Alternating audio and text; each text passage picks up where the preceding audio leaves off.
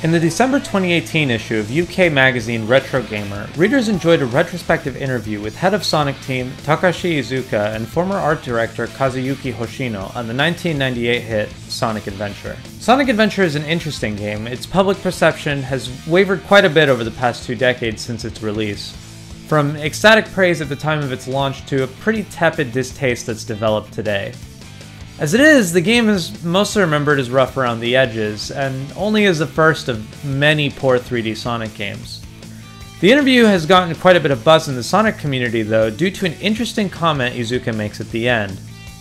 It is a unique game offering even 20 years after its release. At the time, it also wasn't just a solitary software release, it was the title to bring people to the Dreamcast, and we were given the budget to make something to showcase the hardware. However, it was the very first 3D game that we worked on, and looking at it now I can see the rough edges it has, which really makes me want to remake it again. The reaction to this has been mixed. What would a Sonic Adventure remake even look like, and why bother? What is there about this game that would justify that project over a completely new one? With this video I want to look back on the game, and try to approach these ideas from a different lens. What did Sonic Adventure try to do? What did it succeed at? And what ideas were fumbled and dropped in subsequent games? Obviously, all the assertions I make are going to be my personal opinion, but beyond that, I'm not ashamed to admit that Sonic Adventure is a game that's really special to me. I've gone from absolutely loving it as a kid, hating it as a teenager, and now as an adult, I have a much deeper appreciation for it than I ever did before. I think it's easily the best 3D Sonic game, it's my personal favorite Sonic game, and it's one of my favorite games in general.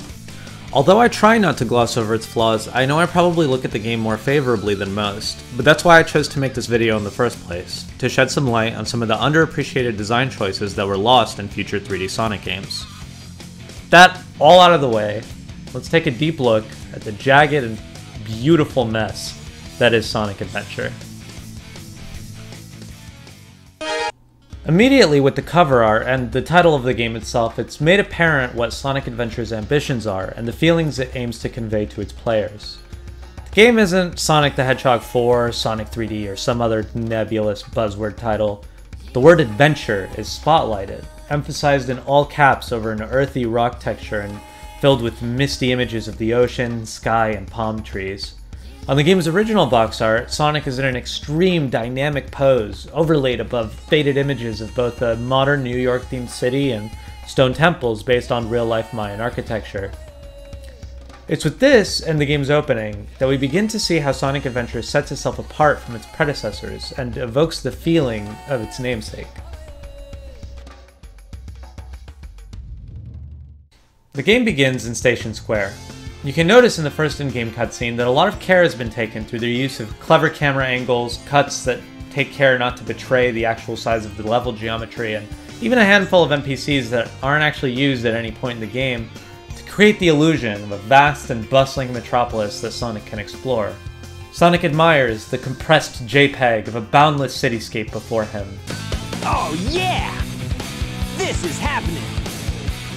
He's quickly interrupted, however, by the buzz of some kind of police conflict on the streets below. Sonic pursues, and in the next scene, we get to see his flippant and abrasive personality shine. Oh yeah! This could be fun! Interestingly, the background of Station Square has been cut out, and replaced with a dark skybox identical to the one of the city we saw earlier. It's most likely just to cut down on loading times, but I think it still sells the illusion of the big city that the game's trying to convey. With this we begin our first boss fight and control Sonic in true 3D for one of the first times ever. I want to point out how unique of a monster design Chaos is for the series too. Up until this point, we've only had really cartoony robots and the Badniks, but Chaos is obviously extremely different. The reasoning we've gotten in interviews for this is that Sonic Team wanted to create a design that was only possible on the Dreamcast and couldn't be done on any of the systems they had before. Hence, creating a creature made entirely of water. I've heard this fact mentioned a lot in videos about Adventure, but it's rare to hear people talk about the actual design of Chaos as a character. Sonic Team managed to anthropomorphize water by creating a simple and very effective character design with a distinct silhouette and memorable visual characteristics, with its crystalline green eyes and floating brainstem. For a character that doesn't talk at all, Chaos is pretty well liked by the community, and I'd attribute that more to the strength of its design than the tech behind it. As for gameplay, there's not much to it. You start the fight with 2 rings already keeping you safe from death, and Chaos's attacks are all slow and telegraphed.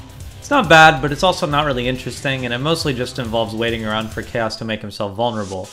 It leaves really little room for player expression and experimentation with the mechanics, and I think that's a problem most of the game's bosses have as well. After being attacked a few times by Sonic, Chaos morphs into a small puddle and slinks away into a nearby sewer.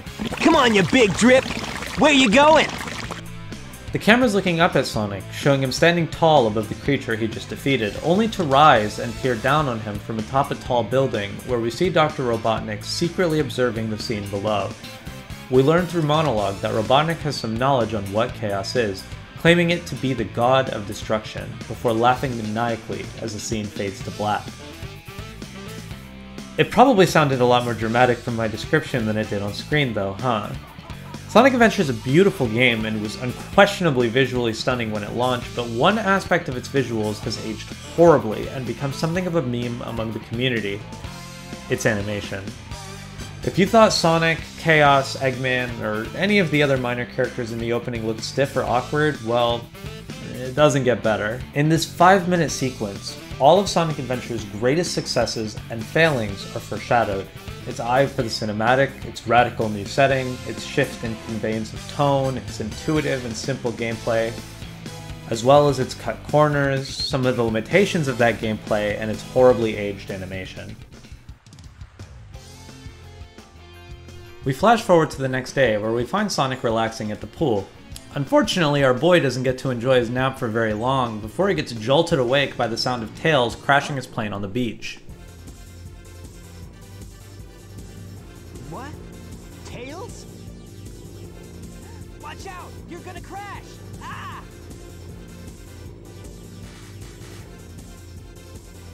Tails!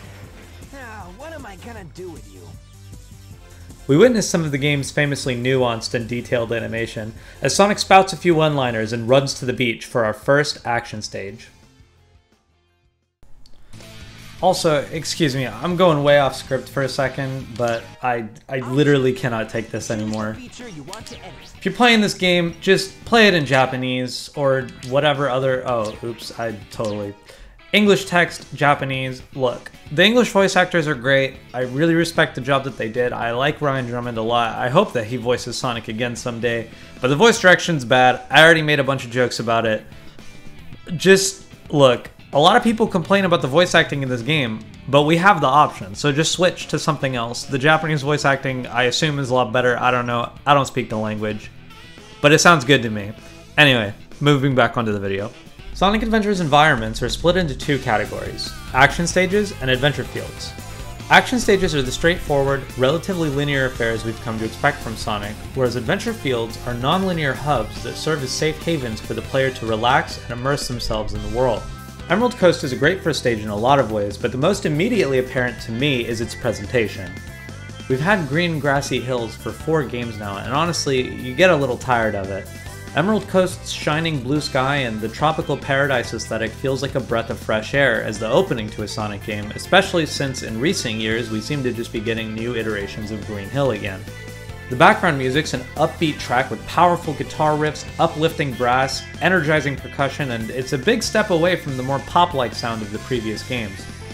The controls, in general, are very intuitive, with only 2 face buttons being used. You have one to jump and the other to spin dash. And although this may sound like it would be limiting, the simple control scheme is perfect when you're experimenting with the game's real draw, the physics and the level design, and the relationship those 2 things have with each other. Like the classic Sonic games before it, Sonic Adventure makes its core gameplay focus the relationship between Sonic and the environment around him, and the numerous ways that the player can exploit Sonic's speed and momentum to forge their own path in linear but open level design. You can see this demonstrated within the opening seconds of Emerald Coast, where Sonic can use his spin dash to get enough forward momentum to shoot off the boardwalk ramp all the way up to the bridge, and completely skipping the portion of the level in between those 2 locations. Every single level is filled with opportunities to play like this, and that's Sonic Adventure's greatest appeal as a 3D Sonic title. The game is also filled to the brim with level-specific gimmicks like the stalactites and snowboard and ice cap, the pinball machine in Casinopolis, the shifting orientation of Skydeck, and many more. providing the player with unique obstacles, tasking us to conquer them using our own mastery of Sonic's intuitive moveset and physics, rather than demanding a specific solution or series of button presses, at least most of the time. Emerald Coast also contains one of the game's most iconic set pieces, in which Sonic is chased by an orca, destroying the boardwalk underneath him as he runs forward at full speed. Unfortunately, this kind of set piece requires no input from the player, and this passive cool things are happening segments are the kind that we seem to have gotten more and more of in 3D Sonic games since then.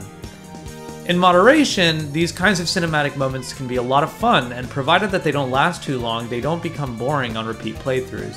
These moments give the game character and have an appeal and purpose to them just like any other type of level design. It's this balance between creative physics-based play and adrenaline-pumping set pieces that makes Sonic Adventure what it is, and what differentiates it from the more linear, more scripted games that it was followed by.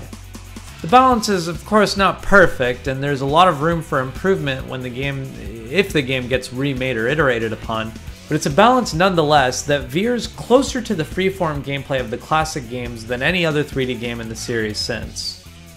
Adventure's most common criticisms are totally fair, and they're mostly attributable to the game's rushed production cycle as a Dreamcast launch title. Despite the game's physics being a more intuitive and accurate manifestation of 3D classic Sonic gameplay than later games in the series, it's still really far from perfect, and we can see that from the many modern fan games that exist today that improve on Sonic's 3D physics with the help of modern processing power and new game engines. There's more scripting to the game's levels and set pieces than is necessary, and the engine also has a really bad habit of choking when players deviate from those scripts. The camera takes a pseudo third-person approach, shifting constantly from behind Sonic to any number of cinematic angles that, even though it's great when it functions correctly, can be really easy to unintentionally break. Finally, and probably most glaringly, the game's collision detection system isn't nearly as good as it should be. Sonic can clip onto and through the walls and even through the floors at points, and the game fails to convey a feeling of solidity that would really help less experienced players feel safer to experiment with the game's systems. It's unfortunate that Sonic Team wasn't able to find a solution to these problems before release, but to me, it's even more unfortunate that rather than fix them in the future, they instead chose to abandon the playstyle altogether, moving forward in favor of the cramped and often more scripted level design of Adventure 2 and the Boost games. Action stages are typically broken up into 3 parts. To borrow terminology from the classic games, we'll say Act 1, Act 2, and Act 3. Although this doesn't apply to every stage, and the game doesn't state the level structure explicitly like the classic games did. Sonic plays through all 3 acts of each level throughout his story, but each act is also carefully tailored around a specific character's abilities, so that the game's 5 other playable characters have access to one act of whatever set of levels they go through in their story. For example, let's look at Red Mountain. Sonic begins the level in Act 1, a relatively spacious series of mountain platforms with several linear paths running through them. The level's main theme is mountain climbing, so much of the challenge and opportunity for shortcuts come from making best use of Sonic's horizontal movement, be that from reacting fast enough to where the rockets drop you, or getting cute with the spin dash like usual. This portion of the level is exclusive to Sonic, taking advantage of his really high mobility by spacing the level out a lot and making liberal use of zip lines, ladders, and rockets to shoot Sonic from mountain to mountain as he smoothly progresses forward. Act 2 begins after a long zipline down past the clouds to the first area accessible by another character. One really cool thing about the transition here is that it's totally seamless. If you're not paying attention, you probably wouldn't even notice that Sonic's traveled into a completely new chunk of level design. In fact, I wasn't even sure that this was the transition until I retraced my steps as Knuckles to find exactly where Sonic originally lands in the portion of the level that they both share. Speaking of Knuckles, he's the only character who plays in this portion of Red Mountain with Sonic, with a completely different set of moves available to him for traversal and a totally different objective from Sonic's point A to point B challenge. While Sonic's version of Red Mountain Act 2 is a natural continuation of Act 1, a linear but horizontally layered constant platforming challenge with enemies and obstacles, Knuckles is planted in a different part of the level and tasked with finding 3 shards of the Master Emerald. Each level has a large pool of hidden locations that these shards can be hidden in, and when the level first loads, the game selects 3 of these pre-programmed locations and places 1 emerald shard to each. To aid in the search, Knuckles has access to a simple radar that beeps when you get close to a shard, as well as many hint orbs that fly in a straight line to the nearest shard for Knuckles to follow. Knuckles has a 3-punch combo to kill enemies with instead of the spin dash, a glide instead of the homing attack, and the ability to climb walls. The acts of each level that Knuckles has access to are typically the most spacious in the entire game, expanding across a combination of both horizontal and vertical space to allow Knuckles room to breathe with his gliding and climbing abilities, as well as to keep the scavenger hunt relatively challenging, as this style of gameplay simply wouldn't work in more linear areas like, in the most extreme case, Windy Valley Act 3, which is shared by Sonic and Tails. I've gotten a lot more appreciation for these levels recently, actually, as I love the idea of revisiting past levels with a new objective and new set of abilities. The radar and hint orbs are really generous in helping to figure out where to go, so no level took too long for me, and seeing each of the ones I'd already beaten with Sonic through a whole new set of eyes is really cool. To me, it never lost its novelty. It's in stark contrast to how the gameplay style works in Adventure 2, which had a severely nerfed radar, a hint system that's only helpful if you already know the level layout, and completely unique, oftentimes absolutely gargantuan and annoying to traverse level design made specifically for Knuckles and Rouge. Unique treasure hunting levels, despite sounding like an improvement on paper, in function end up being more frustrating than the shared levels in Adventure 1 were, as there's no frame of reference for each environment in a first playthrough. Going back to Adventure 1, it's amazing to me how the exact same level design feels so radically different depending on which character you're using. Sonic's version of Red Mountain Act 2 feels like a natural extension of the first, especially seeing as how it's hard to notice that there's even a break in acts happening at all if you're not looking for it. The way the camera functions for Sonic in particular is absolutely critical to how this works. As mentioned earlier, the camera emphasizes cinematic, dynamic camera angles and shifts around constantly to keep the action moving. It guides Sonic forward without the need for explicit markers pointing to where the player has to go. Former series programmer and producer Yuji Naka actually references this in an interview with Edge UK preceding the game's release, stating, "The game area is so big that we've used the cameras to indicate where the player should go. They'll move where the player should be heading, but it won't feel as if the player is being restricted. When playing as Knuckles, the camera stays mostly behind his back and doesn't interfere with player control much at all. Subconsciously, this breaks the illusion of the linear path through the level and encourages more open exploration." At the end of Act 2, Sonic grabs yet another long, downward zipline and jumps into a trapdoor leading deep inside a volcanic mountain. This trapdoor can be found by Knuckles, but it's inaccessible to him. Instead, Act 3 of Red Mountain is shared between Sonic and Gamma. Sonic's path here is more or less business as usual, only now the level's a lot more cramped than the previous two segments, and it now has some more traditional platforming challenges which suit Gamma's speed and shooting ability best. Of course, as Sonic, you can skip these platforms by making good use of the spin dash jump, a testament to the freedom that it allows the player in navigating the action stages. Gamma can lock onto enemies by holding down the B button, and fires a series of homing lasers when you let go of the button. He also has a pretty good hover he unlocks early on in his storyline. Gamma's gameplay is pretty straightforward and easy, so some added challenge comes from the time limit placed on the player in his levels alone. You can add seconds to your time by shooting enemies, so a typical romp through a Gamma level comes with a lot of running, floating, and shooting lasers absolutely everywhere at every second. It's pretty brain dead, frankly, and the time limits are really generous. Each Gamma level also ends with a fight against an E-Series robot, all of which are way too easy to give the player a meaningful encounter. Gamma also has probably the clunkiest control of all the characters because his lock-on laser isn't controlled by a second analog stick, but instead by shifting Gamma's forward orientation. What this means is that you'll be spinning Gamma around all over the place to aim your lock-on laser, making him never really feel quite as fluid and precise as the other characters do. Gamma's story isn't outright bad, but due to each level and boss's ease combined with the archaic control scheme, his portion of the game never really excels beyond passable. Thankfully, his levels are short and Gamma's movement's pretty quick, so even if you don't care for him, his storyline is over pretty quickly, clocking in at barely an hour if you're going at a decent pace. This is, once again, in stark contrast to Adventure 2's mech levels, which share the same style of gameplay but are all much longer and much more tedious than their Adventure 1 counterparts. Gamma is also quite a bit faster and looser to control than Tails and Eggman in the sequel, lending to a much more enjoyable pace compared to the really slow and really boring shooting levels in Adventure 2. I'm not intending for this to be a critique of Sonic Adventure 2 or even really a comparison video, but maybe we can have that conversation with another video down the line. More importantly, I want to highlight the distinct difference in approach between Adventure 1 and Adventure 2's treasure hunting and shooting stages, and explain why I found them mostly enjoyable and tolerable at worst here, but extraordinarily boring and tedious in Adventure 2. I don't agree at all with how often these two games are lumped together, either positively or negatively, because when you look even a little bit past the title screen and the overall very general types of gameplay used, the games look, sound, and feel absolutely nothing alike. Every single character controls really differently to their Adventure 1 counterpart, and the levels are designed with a completely different intention. Moving on, let's take a look at one of my favorite levels in the game, Skydeck. The central theme around Skydeck is framed around the plot objective of damaging and breaking deeper into Eggman's massive battleship, the Egg Carrier. Act 1 takes place on the bottom section of the ship itself, a spiderweb of bridges and pillars that you have to navigate while being shot at by a giant laser cannon. This act is available to Sonic and Tails and does a good job of highlighting the strengths and weaknesses of Tails' style of gameplay.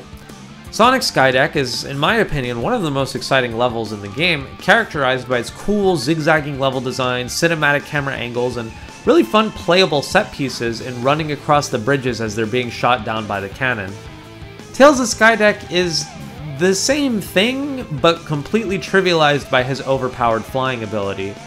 Where Sonic has to carefully navigate a maze of aircraft mechanisms hanging precariously above the stratosphere, Tails takes a leisurely glide over every challenge that the level design offers. He just flies over literally everything. When you're playing as Tails, the sole challenge offered to the player is to maximize each jump you make, and unfortunately that's just way too easy to do. Maybe to compensate for the easiness of his core gameplay, all of Tails' levels in Adventure are also races against another character. Mostly Sonic, but in Speed Highway he races against Eggman, which is made hilarious by Eggman's quips, by the way. You think you can keep up with me? What? He's caught up? Tails, wait for me! He doesn't interact with the other character at all, so the only thing his levels end up actually being, functionally, are Sonic levels with a time limit, removed of all challenge. I'll admit that some of this may be my experience with the game talking, but I've really never felt that the opponent racer was ever moving fast enough to make me have to rush. On top of that, since he plays through most of his levels in the same order as Sonic, fights most of the same bosses, and even has the same Sky Chase minigame twice, his storyline feels more repetitive than the others if you've already played Sonic's, which you probably did. I think their intention may have been for Tails to be something of an easy mode for newer players or for kids, but it's unfortunate because it makes his portion of the game pretty boring. I feel that a character as important and well liked as Tails should probably have a more memorable role in one of the series' biggest mainline games. Now that we've covered 4 of the game's 6 playable characters, we're left with Amy and Big the Cat, probably the 2 most widely disliked storylines in this game. Both venture to Twinkle Park early on in their storylines, so let's take a look at how they experience it, starting with Amy.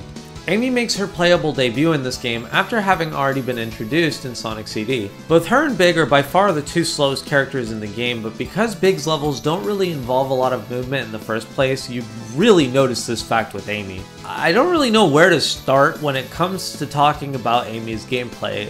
The most memorable part of it, and her biggest flaw, is that she's just too slow. Oddly, Sonic Team chose this playstyle to be the one that involves a game of cat and mouse with Eggman's robot, Zero. The reason I find this odd is because I've never heard of a thrilling, low-speed chase, and playing this I can see why. The main gimmick of being chased by Zero is never really that tense or exciting, because both he and Amy are really slow, and whenever he gets close you can just bonk him on the head with Amy's hammer. Amy's levels have a focus on avoiding traps, solving excruciatingly simple puzzles, and doing other early 3D platformer shenanigans like pushing things into place, stepping on buttons, and turning cranks. In Twinkle Park we see this in where her path deviates from Sonic's. She begins about halfway through the level at the pool area, and she pushes a few buttons to open a door leading into her exclusive Act 3 area. This is the only instance I can think of where an action stage act is exclusive to an area besides Sonic, come to think of it, but I don't know, maybe I just haven't noticed the other example of that, and you can tell me I'm wrong in the comments. Anyway, Act 3 of Twinkle Park takes place inside the castle that Sonic runs along the roof of in his version of Act 2. The inside of the castle is a linear gauntlet of mirror rooms, hallways guarded by enemies, spikes, and trapdoors. I actually really like the gimmick of the trapdoors being highlighted in the mirror. I think it's cute and it gives the level a little more personality. Amy also has a cool mechanic in her high jump, where you can have her smash her hammer into the ground and launch upward in a somersault when you're running at top speed. It can be fun to flip around like a trapeze artist and try to keep your forward momentum going so that you can skip past huge gaps in the level design, kind of like Sonic spin dash jumping, but that's about it. Fun high jumping aside, Amy's gameplay is more or less your bog standard early 3D platformer gameplay, which could have been made a lot more fun just by speeding her up a little bit and focusing more on tricky level design, maybe even a buff to Zero where the only way to knock him out would be using the stage hazards instead of just a simple press of the B button. I don't know, I'm spitballing. There's something here, but you can start to tell how spread thin Sonic Team may have been at this stage of development. Amy's strengths and gimmicks just aren't capitalized on in a way that makes her as fun as she could be. Finally, Big. What is there to even say about Big? It's fishing. I've read some theories that Big was included in the game because of its desire to show off how good the Dreamcast could do fishing games, and I don't know, it's believable. Believe it if you want, I don't know. I'm not sure if I buy that particular explanation, but I also just... I don't know what else they could have been thinking with him. It's unintuitive and it doesn't fit the game at all. His levels are all really simple, just find a pool of water, sit down at the edge, and fish for Froggy. Big's Twinkle Park is literally the pool area and nothing else, and even almost 20 years since the game came out, I just don't really get how to play it right.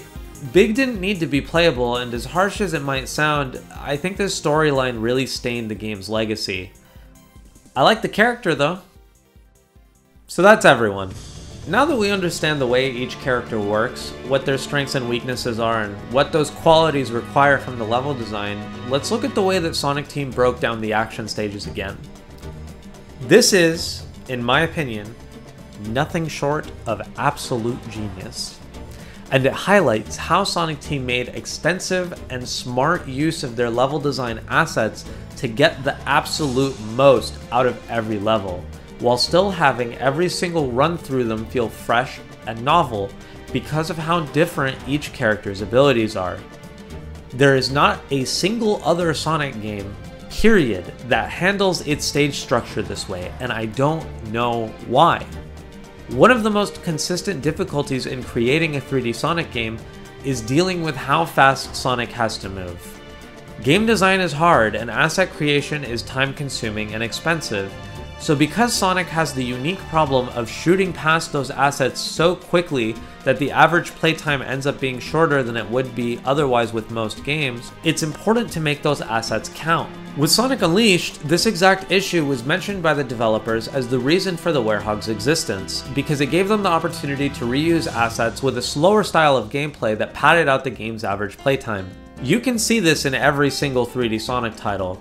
If you only play through Sonic Story and Adventure, it takes a little over 2 hours to beat, maybe 3 if you want to count the Super Sonic storyline, and that's being very generous. In Adventure 2, that playtime would be even shorter if you go only through the Sonic and Shadow levels. In Unleashed, you'd get around the same result if you only played the day levels, and so on. Funnily enough, games after Unleashed suffer from this problem even worse, where Colors and Generations take only 5 hours to beat, even despite forcing the player through boring and gimmicky side missions in the main playthrough, and Forces is an insulting 3 hours long. Sonic Team still seems to be struggling with how to make their games a satisfying length without having to pad the game out with cheap side missions, but the Sonic Team of 1997 already solved that problem for them. The foundation is there for the perfect 3D Sonic.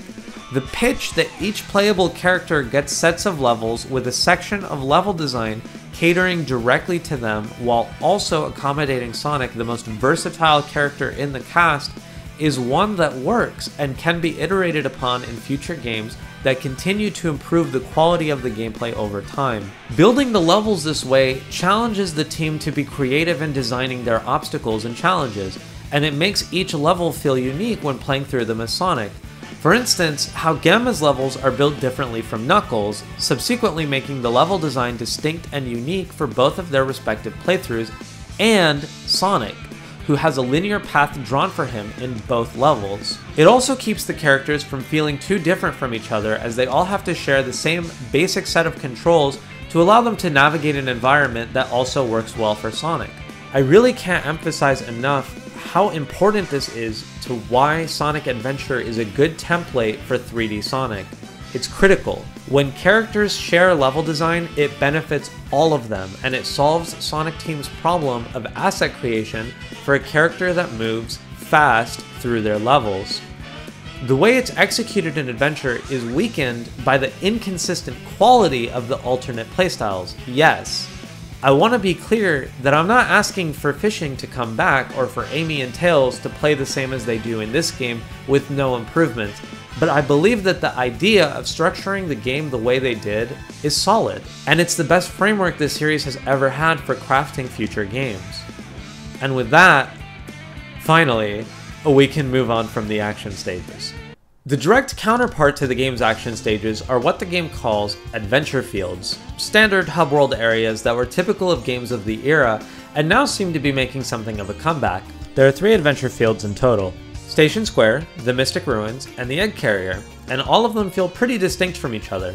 Station Square is the smallest and the first one available to you, a tiny slice of the metropolis the city is portrayed as in CGI cutscenes and even in its action stage. Speed Highway takes Sonic around the exterior of the city, beginning atop a skyscraper next to the train station and ending at the town hall. But due to the gulf in scope and architecture, the level hardly feels like it's supposed to be portraying the same city at all. The adventure fields never escape the feeling of being peculiarly at odds with themselves. Their cut corners and lack of action create an almost anachronistic divide when you think about how these quaint little play areas actually connect to the dense action stages, and it applies to all 3 of them. Most of the criticism for adventure fields presumably stems from this dichotomy, as despite Sonic Team's intention to make them memorable hubs for players to explore, they often feel like little more than filler content sandwiched in between the real game, the action stages. It's unfortunate because the criticism of them led Sonic Team to abandon the concept completely instead of improving on the formula in the coming years. In fairness, there are NPCs to chat with and a couple of secret goodies to find in each one, and if you want to count the Chao Garden as an extension of the adventure fields, even if that is a bit of a stretch, you can admire the really robust pet simulation game that came with them. There's also something to be said for the stable setting and immersion that they provide. I like talking to the NPCs every now and again, and I do genuinely enjoy having a relaxed, safe hub to wander around in. As a kid, I would always try and get into the hotel garage in Station Square, or try to break the stage boundaries to get characters into levels they shouldn't have access to. It's just fun to mess around in the adventure fields, and I think that they really do add more to the game than they detract, although I do understand why many people aren't as fond of them as I am. Being the first major Sonic game in an era where fully voiced cinematic cutscenes had become the norm in games and RPGs were one of the most popular genres in the market, it's not too surprising that Sonic Team made the decision to put story at the forefront of their flagship launch title. Unlike many of its platforming contemporaries, Sonic Adventure takes a lot of inspiration from RPGs for its story, with an overarching plot that dives deep into the lore of Sonic's world and introduces an ancient god monster as the primary antagonist. I don't want to go too deeply into the plot synopsis as it's been done tons of times already, so instead let's talk about how Sonic Adventure treats its cast very uniquely compared to the games that came before and after it. Sonic is put front and center as the game's main protagonist, as he should be. We already talked about how he has the most stages in the game, and by extension, by far the longest playtime. But we get the most major plot points from the game's main story from Sonic's campaign, as opposed to the more tangential, character-focused storylines of the other characters. There's not much to say about this. I mean, the entire franchise is called Sonic. It stands to reason that he'll get the most focus. Unfortunately, because of this approach, Sonic himself doesn't really change that much from beginning to end. I guess it fits his character either way. He's a free spirit, and all he really wants to do is relax and do his own thing. And when trouble comes about, he does what he can to help. You also get the feeling that stopping Eggman's plans is just a fun pastime of his, and I like that. It's funny. Tails' story focuses on his growth and independence, learning to become his own person instead of relying on Sonic all the time. When the two of them get separated about halfway through the story, Tails reminisces on how the two of them met and reflects on how he doesn't really know what to do without Sonic as a guiding older brother to him. He gets his act together, and later on after the two regroup, he decides to go off on his own to handle other tasks separate from what Sonic is doing. His main theme is called Believe in Myself. It's simple, and it works, and it made Tails a more endearing and relatable character than he ever was before, and much more than he is right now. Whoa! Chaos! Sonic, help me! The other characters get similar treatment, some to more of an extent than others. Knuckles and Big stories are pretty straightforward, for instance. I do like that with Knuckles we get some nice exploration of his thoughts and personality, even if it isn't really with the intention of having him grow much during the story. He's Angel Island's guardian. He doesn't know why that is, or much else about his past, but he's content with that. We even see him directly antagonize Sonic when he gets tricked by Eggman at one point. He's not dumb, he's just a little naive, and you get the sense that there's a bit of depth to him that we could explore in later games. We never do, though. If you want some more character analysis, I highly recommend DigiValentine's Who Dat series of videos, in particular those on Knuckles, Amy, and Gamma. At the very least, check out the one on Gamma. His story is easily one of the best highlights of the game, and I think that Digi's video on it does the character justice. This video is long enough already, and I really didn't want to do in-depth character analysis on every single character in the game. But either way, I like Adventure's approach to storytelling a lot, as it makes the series feel a lot more interesting and ripe for good stories instead of only focusing on the day-to-day antics between Sonic and Eggman. Everybody experiences the events of the plot from their own perspective, and the dialogue of each scene is even slightly different depending on whose storyline you're playing. For example, Eggman comes off as a bit more menacing in Tails' story, whereas in Sonic's he's kind of a joke for the most part, highlighting the difference in the two's personalities. In particular, Tails' lack of confidence compared to Sonic. Each character has their own motivation, and nobody besides Tails really cares and keeps up with what Sonic is up to on a regular basis. Amy talks about how bored she is with her day-to-day life, specifically because she doesn't just adventure around following Sonic all the time. In more recent games, there's no reason to really think that she has a life at all beyond being barely involved in whatever dumb thing is happening at the moment. Other games sometimes give a hint of this kind of thing here and there, but unfortunately Adventure is still the one that handles its cast with the most care to treat them like independent characters instead of just a band of Sonic's friends. I honestly think it's impossible to do a good analysis of Sonic Adventure without talking about how impressive it was at the time. Adventure is a beautiful game. It's 20 years old now, and yeah, it shows, but there's something to the art style as a whole that I feel hasn't been completely replicated since. I love the character designs in-game. It feels like the perfect mix between the cute classic designs I love and the edgier modern redesigns. I love the character art that was made for this game with its graffiti-inspired art style by Yuji Uekawa. All the characters have these really cool and dynamic poses that convey a fluid sense of movement that the stiff CGI models of today just don't capture anymore. I love the diverse level concepts, the enemy designs, the jaw-dropping, beautiful skyboxes. The game was really heavily praised for all of this back in the 90s, but I feel like the conversation's shifted quite a bit since then to one that focuses a lot more on the game's shortcomings. Of course, yeah, being a 1998 console launch title, it goes without mentioning that the game would look a bit old 20 years later. But surely if the art direction had been strong enough, people would be more forgiving of that like we were with so many other classics at the time.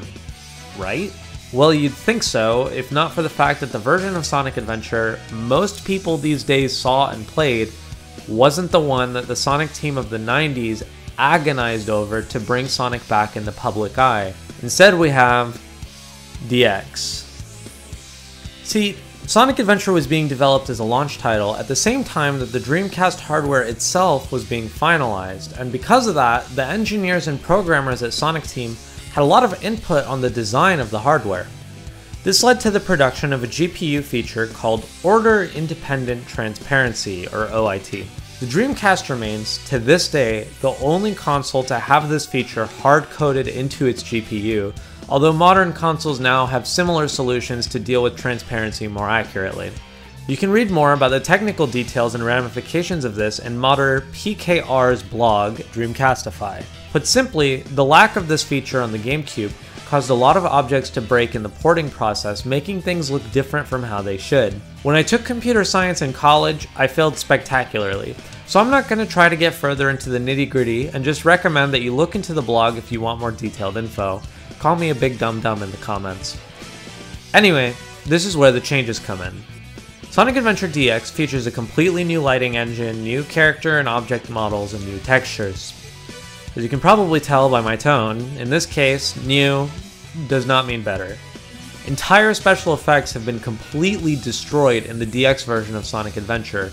The lighting is flat and it kills a lot of the game's atmosphere, and I personally don't even like the new character models that Sonic Team was advertising for the game's re-release. Anyone who's played the DX version knows about how weirdly glossy the characters are in this game, as if they're coated in plastic polished to a sheen.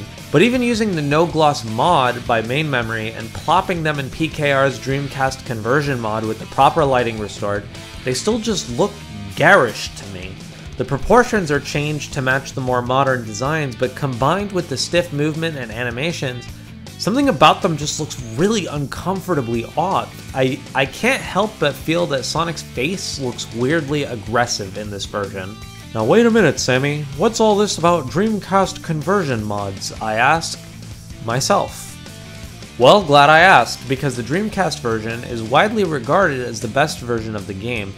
A lot of the very active Sonic modding community came together to restore the game to its former glory. This is the version that you've been seeing in this video if you couldn't already guess, and my personal favorite. There are still some minor effects in the Dreamcast version that aren't properly restored, but modders are still hard at work perfecting their craft, and PKR's altered version of the SADX mod loader by Main Memory is actually built to update itself automatically whenever a new update comes out. I want to specifically shout out Morph, PKR, the Arcade Striker, It's Easy Actually, Main Memory, Sonic Freak 94, and a bunch of the other regulars on Sonic Retro. Sonic Adventure on PC wouldn't be as good of a game as it is without the community, because Sonic Team's own effort here is just embarrassing. Honestly, I don't know if I ever would have ended up making this video if I didn't rediscover the game on PC with these mods. It's on the PC with all of these mods that I think Sonic Adventure is best experienced in 2019. The Dreamcast version is still a hell of a looker, don't get me wrong, but the frame rate's capped at 30 FPS and the resolution is a crisp 480i, so unless you've either still got your CRT or the gear to make that look acceptable on a modern LCD TV, I definitely recommend getting the game on PC. The mods are super easy to install and I'll link them in the description. Just please, don't play the GameCube version. Don't play on PC without the mods. It looks horrible, and I really don't think that that's how this game should be experienced. You can see that I have a lot to say about this weird, esoteric, messy 20-year-old mascot platformer that got shoved out the door probably an entire year or two early. Maybe a little too much to say, but what can I say? Sonic Adventure is an important game to me. It seems that no matter how much older I get, the Sonic kid in me just doesn't know when to give it up. I've played pretty much every major game in the series, including the real stinkers. I will admit though, I have not played Forces because that game looks horrific. But to this day, none of them resonate with me as much as Adventure does. There's just something about the raw ambition that went into the making of this game that makes me love it so much. And the only other 3D Sonic games that evoke that same kind of feeling are Unleashed and, weirdly enough, 06. Although, those games have their own set of problems and baggage, and I'm really not prepared to get into that right now. There's also still not been a single 3D Sonic game that captures the ebb and flow of classic Sonic anywhere near as well as Adventure, and yes, Adventure is not perfect, I know that, but none of the other games have such expertly designed levels that give each character a completely distinct feel, keeping the game feeling fresh and interesting as you go through the same locales in each story. each time with a different perspective. None of the other games give you the freedom to tackle obstacles in your own way, encouraged to experiment and interact with the levels with some out-of-the-box thinking to really make the most of your movement. Sonic Adventure is just cool, man. It's just cool. I like this game. And I really hope that Sonic Team can take some of these ideas and maybe use them again better in the future. When they do, I'll be there.